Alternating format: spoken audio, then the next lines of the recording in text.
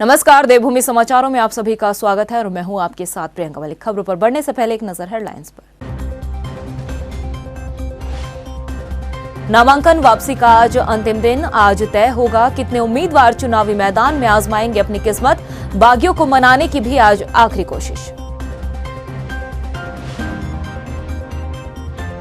प्रचार के दौरान अरविंद पांडे को करना पड़ा विरोध का सामना। ग्रामीणों ने लगाए गंभीर आरोप, कहा 10 सालों से नहीं बनी सड़क, मंदिर निर्माण में भी हुआ घोटाला।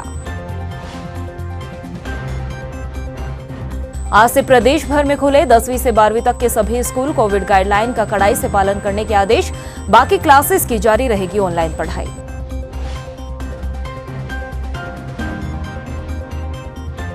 सोमती अमावस्या पर आज स्नान के लिए कोई पाबंदी नहीं। हर की पैड़ी समेत सभी घाटों पर श्रद्धालु लगा सकेंगे डुबकी। कोविड गाइडलाइन का होगा पालन। और हेडलाइंस के बाद बुलेटिन में खबरें विस्तार से। उत्तराखंड के विधानसभा चुनाव में 727 प्रत्याशियों के नामांकन वैध पाए जाने के बाद आज नाम वापस लिए जाने का आखिरी दिन है। नाम वापसी के बाद प्रत्याशियों की आखिरी लिस्ट भी आज जारी हो जाएगी। इसके बाद ही तय होगा कि 70 विधानसभा सीटों पर कितने उम्मीदवार चुनावी मैदान में अपनी आज किस्मत आजमाने के लिए तैयार हो जाएंगे। निर्वाचन आयोग की तरफ से आज सभी प्रत्याशियों को नाम वापसी का मौका दिया जाएगा। मनीष, तमाम जानकारी देने के लिए आपका शुक्रिया। और अब बढ़ते अगली खबर की ओर। गदरपुर विधानसभा के सरकारी गांव में डोर टू डोर प्रचार के लिए पहुंचे भाजपा प्रत्याशी और कैबिनेट मंत्री अरविंद पांडे को ग्रामीणों के विरोध का भारी सामना करना पड़ा है, जहां पर ग्रामीणों ने गंभीर आरोप लगाते हुए कहा कि पिछले 10 सालों से सड़क नहीं बनी। इसके साथ ही ग्रामीणों ने कहा कि गांव में जो मंदिर बना है उसमें भी घोटाला किया गया है, जिसका जवाब देते हुए अरविंद पांडे ने कहा कि वो मंदिर उनके द्वारा बनाया ही नहीं गया। आइए आपको भी सुनाते हैं ग्रामीणों के आरोपों की बौछार का ये वीडियो। वहीं श्रीनगर विधानसभा सीट पर प्रत्याशियों के बीच जुबानी जंग तेज हो चुकी है। प्रत्याशी एक दूसरे को आड़े हाथों ले रहे हैं। बीजेपी प्रत्याशी और कैबिनेट मंत्री डॉक्टर धन सिंह रावत ने कांग्रेस पर हमला बोलते हुए कहा कि कांग्रेस शासन में भ्रष्टाचार जमकर हुआ और अब चुनाव के समय कांग्रेस शराब बांटने का काम कर रही है। वहीं कांग्रेस प्रत्याशी और प्रदेश अध्यक्ष गणेश गोदियाल ने भी पलटवार किया। उन्होंने कहा कि बीजेपी को हार का डर सता रहा है, इसलिए वो इस तरह की बयानबाजी कर रही है। पूरे देश को लूटने का काम कांग्रेस ने किया है। देश में भ्रष्टाचार कांग्रेस ने किए हैं और जुमलों के अलावा कांग्रेस ने कुछ नहीं किया। और मैं कह सकता हूं कि अब कांग्रेस जो है दारू पिलाने के अलावा कुछ नहीं कर सकती। भारतीय जनता पार्टी ने विकास किया है और विकास कर। मुझे लगता है कि उनको हार का डर सता रहा है। और मैंने तो ये सुना कि भाजपा में पहले पन्ना प्रमुख बना करते थे और इस बार के चुनाव में वो पौवा प्रमुख बना रहे हैं। मैंने तो ये सुना। तो धन सिंह रावत जी शायद उनको सपने में भी रात को अपनी तस्वीर और अपने कर्म नजर आते हैं कि जो आरोप वो लगा रहे हैं। मैंने तो ये सुना कि 2 महीने पहले से उन्होंने सब तैयारियां कर रखी हैं। तो आरोप लगाने से कुछ नहीं होता। उनको इस बात के लिए प्रमाण देने होंगे और धन सिंह रावत जी की हार सुनिश्चित है। कांग्रेस ने उत्तराखंड में अपना चुनाव प्रचार तेज कर दिया है। पार्टी के स्टार प्रचारक सचिन पायलट सोमवार को देहरादून में पार्टी के प्रचार के लिए पहुंचे। पायलट ने देहरादून के पलटन बाजार और राजपुर रोड पर डोर टू डोर कैंपेन कर प्रत्याशियों के लिए वोट भी मांगे हैं। इस दौरान सचिन पायलट ने राज्य की डबल इंजन सरकार पर भी जमकर निशाना साधा है।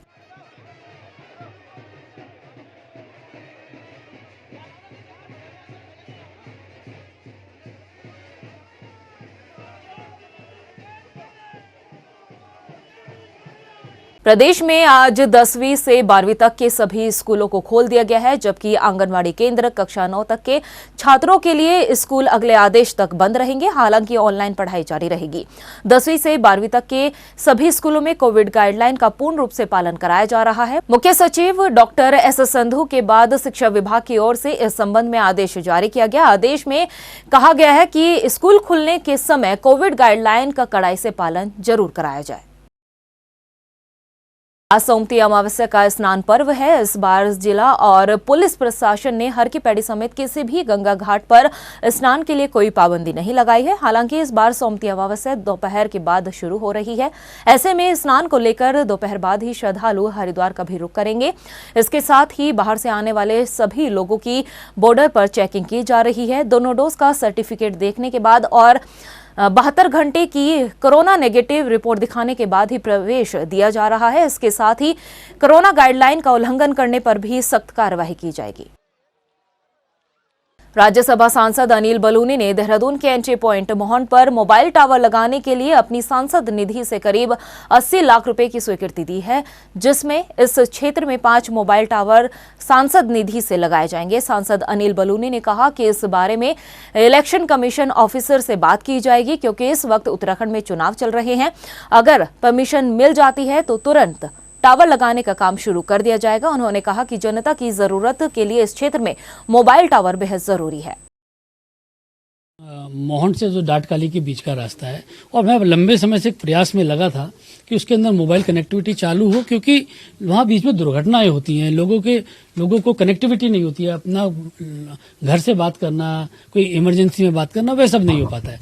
तो उस दौरान लगातार बातचीत के दौरान जो फॉरेस्ट की क्लियरेंस थी वो सब हम लोगों द्वारा करा दी गई थी, और फॉरेस्ट वन विभाग के द्वारा अब वहाँ पर कोई ऑब्जेक्शन नहीं है, वहाँ पर टावर लगाने की परमिशन मिल चुकी है। प्रधानमंत्री नरेंद्र मोदी जहां उत्तराखंड से काफी लगाव रखते हैं, तो वहीं उत्तराखंड से जो लगाव है उनका उस पर बॉलीवुड के सिंगर जुबिन नौटियाल ने एक गाना गाया है, जिसे बीजेपी के प्रदेश चुनाव प्रभारी प्रहलाद जोशी ने आज लॉन्च भी कर दिया है। इस दौरान बीजेपी के राष्ट्रीय मीडिया प्रमुख अनिल बलूनी भी मौजूद रहे। अनिल बलूनी ने कहा कि ये चुनाव का समय चल रहा है, लेकिन प्रधानमंत्री नरेंद्र मोदी का जो लगाव उत्तराखंड से है उसको लेकर गाना पहले ही तैयार किया गया था, जिसे अब जाकर लॉन्च किया गया है।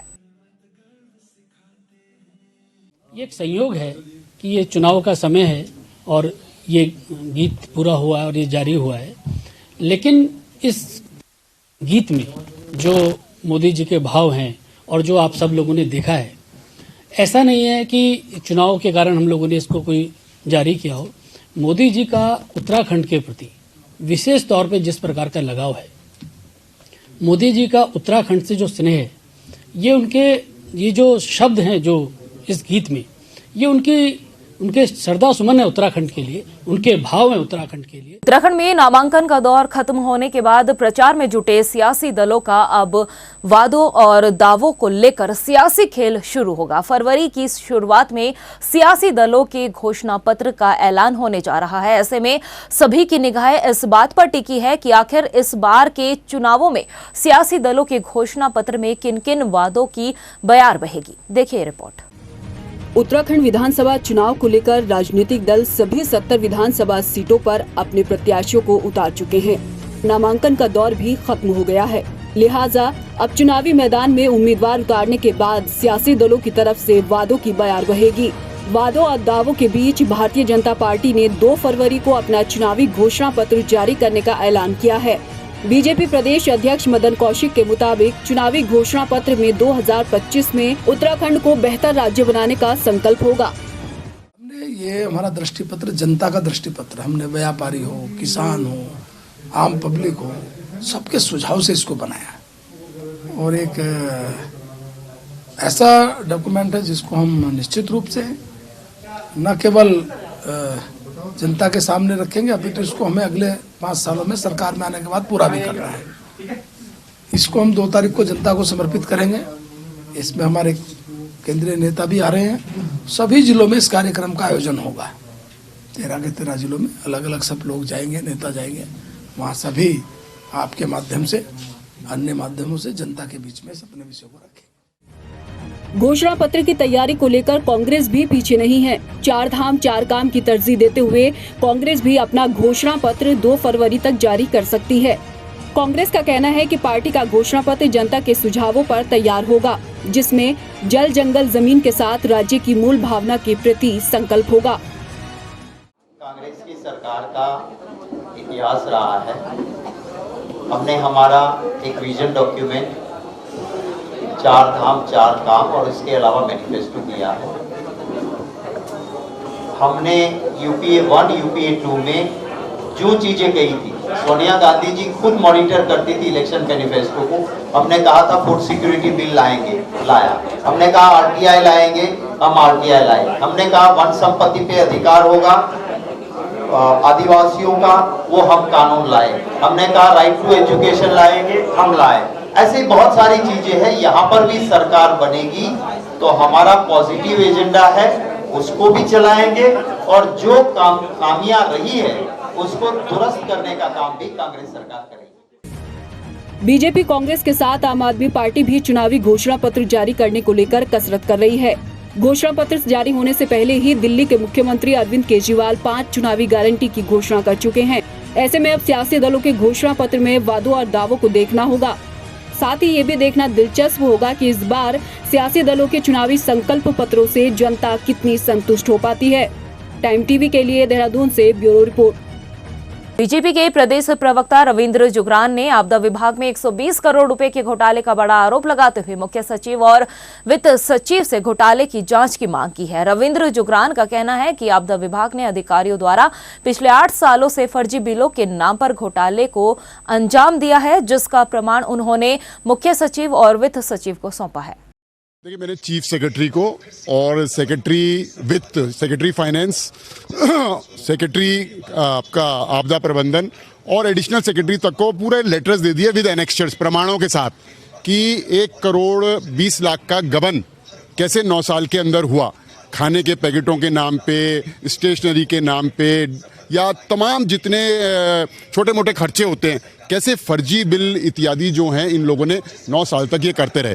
तो पूरा का पूरा प्रमाण सहित वो पूरे दस्तावेज चीफ सेक्रेटरी और सेक्रेटरी फाइनेंस इन सब लोगों को दे दिया। भाजपा प्रदेश अध्यक्ष मदन कौशिक की तरफ से हरीश रावत के लालकुआं से चुनाव लड़ने को लेकर दिए गए बयान की कांग्रेस ने निंदा की है। कांग्रेस प्रदेश प्रवक्ता गरिमा दसोनी ने कहा कि कौशिक को इस तरह के बयान के लिए माफी मांगनी चाहिए। गरिमा दसोनी ने कहा कि बीजेपी ने ऐसा कहकर अपनी छोटी सोच को दर्शाया है, जिसके लिए राज्य की जनता उन्हें काफी माफ नहीं करेगी। आपको बता दें कि शनिवार को मदन कौशिक ने हरदा का नाम लिए बिना तंज कसते हुए कहा था कि जो राम के लिए नगर में गए तो वहीं से कुएं में भी गिर गए। बहुत ही निचले और गलीज शब्दों का प्रयोग किया है। लाल कुआं की जनता अब निपटे इनसे। इन भारतीय जनता पार्टी के लोगों से इनके अध्यक्ष ने जिस शब्दावली का प्रयोग किया है, लाल कुआं को प्रदेश अध्यक्ष ने कहा कि रामनगर के बाद कुएं में जाने का काम किया हरीश रावत ने। वहीं विजय बहुगुणा ने कहा कि मौत का कुआं है लाल कुआं। तो लाल कुआं की जनता क्षमा थोड़ी करेगी इन लोगों को। किस तरह से आपने उसको मौत का कुआं करार कर दिया? आखिर वहां कौन सा ऐसा अनैतिक या अनर्गल कार्य होता है? कम से कम महिलाओं का यौन उत्पीड़न लाल कुआं में नहीं होता, कम से कम पंडा पुरोहितों का तिरस्कार लाल कुआं के अंदर नहीं होता, किसानों की दुर्गति नहीं होती जो आप लोगों ने की। 2022 की बिसात में इस बार राजनीतिक विरासत को आगे बढ़ाने के लिए 3 नए चेहरे चुनावी रण में उतरे हैं।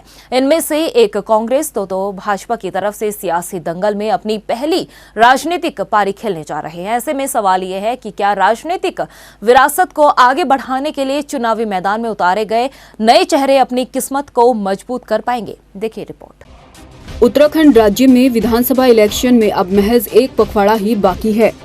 14 फरवरी को 2022 की बिसात के लिए जनता अपना फैसला ईवीएम में कैद करेगी। हालांकि इसके लिए अभी थोड़ा और इंतजार करना होगा। 2022 की बिसात में इस बार का चुनाव कई मायनों में खास है। इस बार के उत्तराखंड विधानसभा चुनाव में राजनीतिक विरासत को आगे बढ़ाने के लिए 3 नए चेहरे चुनावी दंगल में खुद की किस्मत आजमाते दिखेंगे। इनमें से 2 नए चेहरे भाजपा और एक कांग्रेस की तरफ से शामिल है। काशीपुर सीट से बीजेपी विधायक हरभजन सिंह चीमा की जगह पार्टी ने इस बार उनके बेटे त्रिलोक सिंह चीमा को उम्मीदवार बनाया है। तो उधर हरिद्वार जिले की खानपुर सीट से विधायक कुंवर प्रणव सिंह की जगह पार्टी ने उनकी पत्नी देवयानी सिंह को इस बार बीजेपी प्रत्याशी बनाया है। वहीं इस विधानसभा चुनाव में 3 टिकटों की मांग कर रहे हरक सिंह रावत को बीजेपी और मंत्रिमंडल से बर्खास्त करने के बाद उन्होंने कांग्रेस में वापसी की और कांग्रेस में वापसी करने के बाद उनकी बहू अनुकृति गोसाई को कांग्रेस पार्टी ने लैंसडाउन से प्रत्याशी घोषित किया है।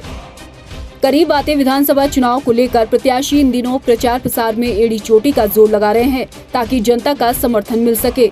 लेकिन इस बार राजनीतिक विरासत को आगे बढ़ाने के लिए चुनावी दंगल में ये 3 नए चेहरे जनता के दिलों में अपनी छाप छोड़ने में कामयाब हो पाते हैं या नहीं, ये देखना दिलचस्प रहेगा।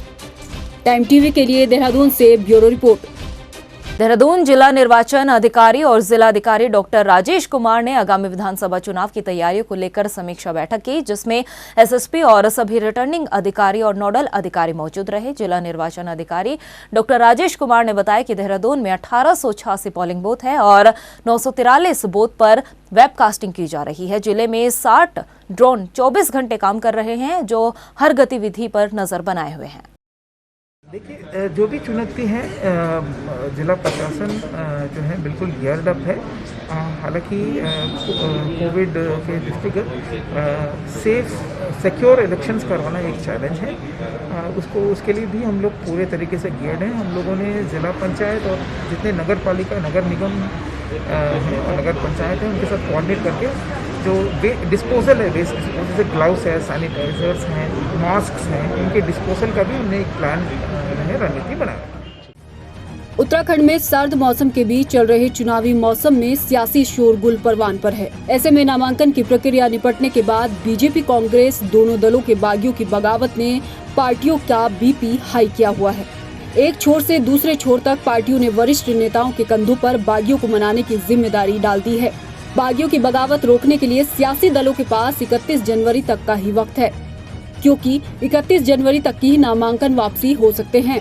कुमाऊं मंडल में भी भाजपा और कांग्रेस के बागियों ने दलों के अधिकृत प्रत्याशियों के खिलाफ निर्दलीय प्रत्याशियों के तौर पर नामांकन दाखिल कर दिए हैं। रुद्रपुर से टिकट काटे जाने से विधायक राजकुमार ठुकराल ने भाजपा से त्याग पत्र देकर निर्दलीय पर्चा दाखिल कर दिया है। तो कालाडूंगी से भाजपा सरकार में दर्जाधारी रहे गजराज बिष्ट ने भी निर्दलीय चुनाव में ताल ठोक दी है।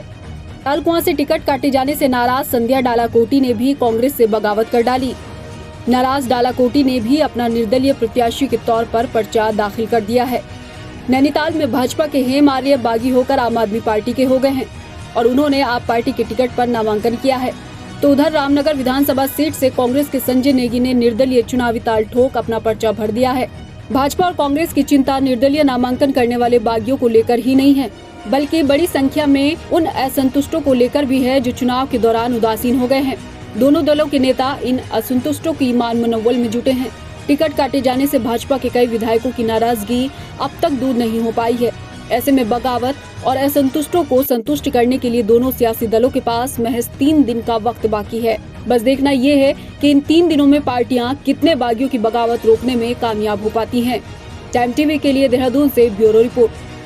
उत्तराखंड विधानसभा चुनाव के लिए नामांकन का दौर खत्म होने के बाद बागियों की बगावत थामने के लिए बीजेपी और कांग्रेस दोनों दलों के सामने एक बड़ी चुनौती है। दोनों ही राष्ट्रीय दलों में बगावती नेताओं की फहरिस्त लंबी है और पार्टियों के पास सिर्फ 31 जनवरी यानी कि आज का ही दिन बचा है। ऐसे में सवाल यह है कि आखिर कितनों की बगावत को सियासी दल थामने में कामयाब हो पाएंगे। देखिए रिपोर्ट। प्रदेश की खबरों में इतना ही, फिर हाजिर होंगे कुछ खास खबरों के साथ। तब तक के लिए मुझे दे इजाजत। नमस्कार।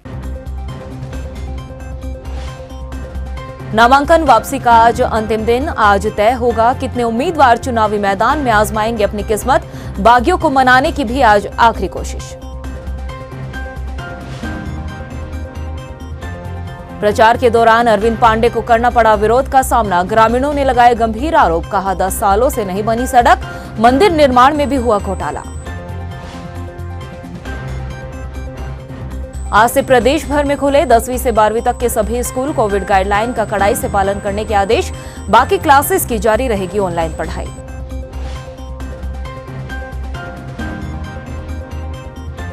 सोमती अमावस्या पर आज स्नान के लिए कोई पाबंदी नहीं। हर की पैड़ी समेत सभी घाटों पर श्रद्धालु लगा सकेंगे डुबकी। कोविड गाइडलाइन का होगा पालन।